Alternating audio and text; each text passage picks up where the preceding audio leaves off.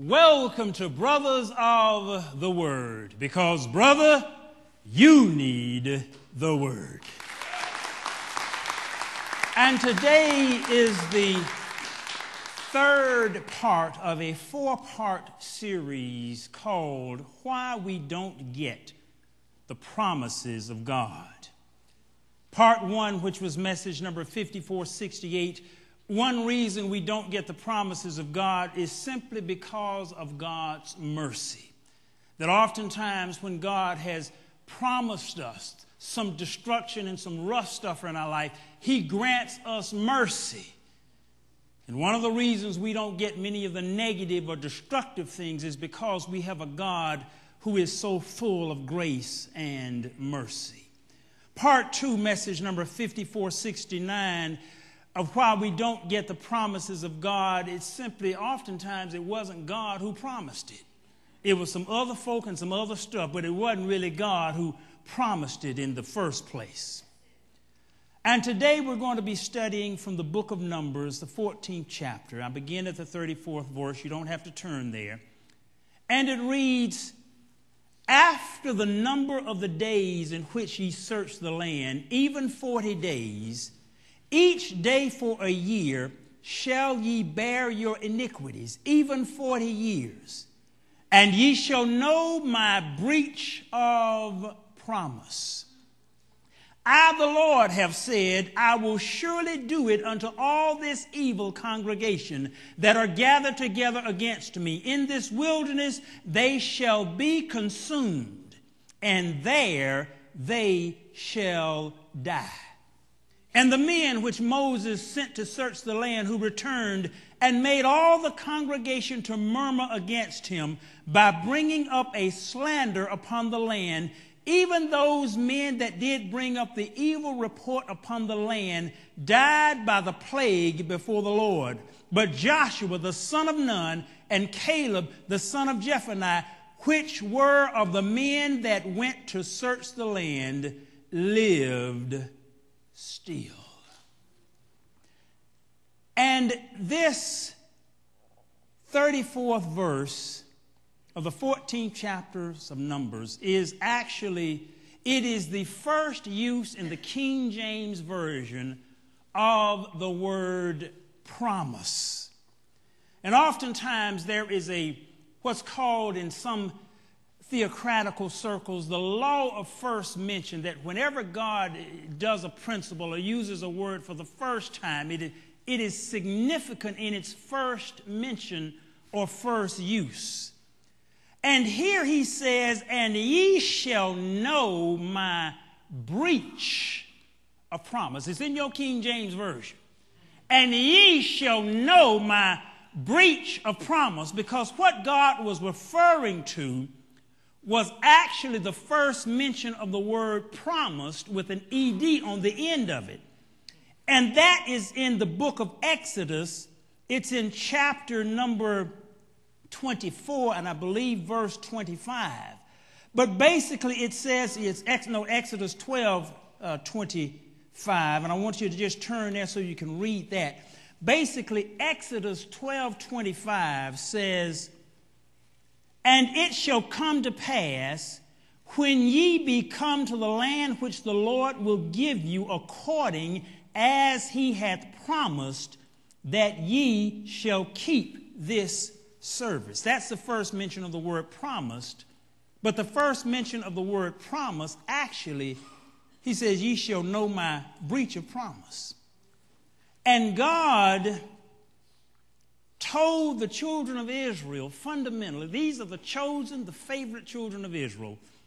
He said, basically, because ye have slandered the land, he said, all of you are going to die of plague, and you're going to die in the wilderness. You'll never set foot in that land that I have promised you back then. And you're going to know my breach of promise. The third reason as to why we often don't get the promises of God is because we fail to meet the conditions and we void the promise. I have an office right now. It's a nice office. It's actually two offices, and one that has an archway cut in it One office is my executive portion. The other is where my computer, where I work most of the time. But when I was having the office constructed, the decorator, I have a very large mural on one of the walls. And the decorator and the gentleman who I had in charge of the construction came to me and they said, Mr. Bronner, do you realize when we were standing in your office, a rainbow came across the wall? I said, what do you mean a rainbow? He said, a rainbow just came across the whole wall. I said, a rainbow, I have narrow windows, there's no way. He said, look, I'm telling you, a rainbow came, I saw it and the decorator saw it. And when I went to inspect the wall, the decorator had put the mural up, but as I looked closely, some of the seams were misaligned and they weren't fully aligned properly. And I said, that's a little off. And she said, Mr. Bronner, I'll go get another one. I'll tear this all down. I'll redo everything. And I heard God speak to me. He said, don't touch that wall. He said, first of all, I blessed the wall. I blessed your office and I blessed your business. He said, second of all, understand this very important principle. There is nothing perfect in the material world. There is nothing perfect in the material. See, the promised land was not perfect. It was just promised. But when they went to the promised land, there was some stuff wrong over there. There were big old 9-foot giants in the promised land. And this was the land that God had promised them. But when they went there, they could not see the promise. All they saw was the problem. And people, with every promise, I can guarantee you is a problem. And sometimes that problem is huge. It's big. And God says, because you cannot see my promise, because you cannot trust my word, all you see is the problem, you're going to die in this wilderness. And sometimes we lose or never get what we are destined to have because all we can see is the problem. People, I'm going to tell you, see, it's like on earth as it is in heaven. That's why a third of the angels got cast out. They had some problems in heaven. They found some stuff in heaven that they didn't like. And God had to boot out one out of everything. And see, some of you all are saying, well, if I can just get to heaven, there's going to be some stuff wrong in heaven.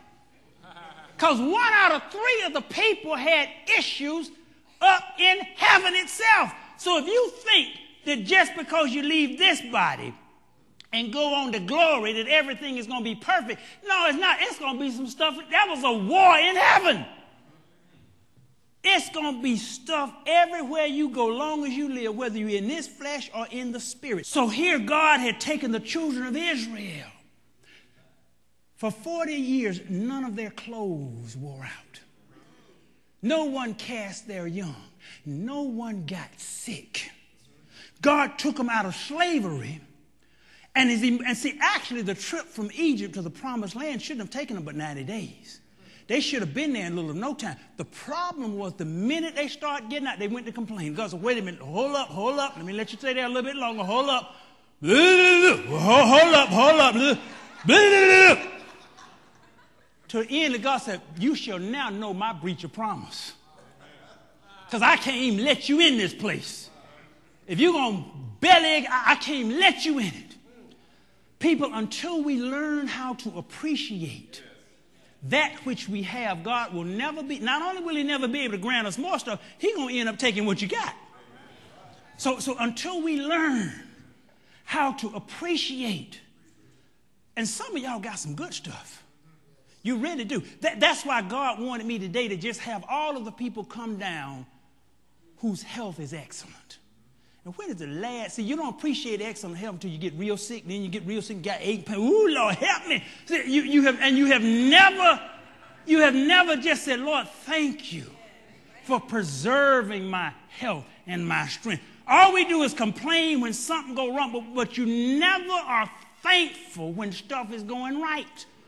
But we can holler the high heaven when it goes. The minute we stomp out till we holler the high, but you never sometimes give thanks for all of the blessings that God has given us.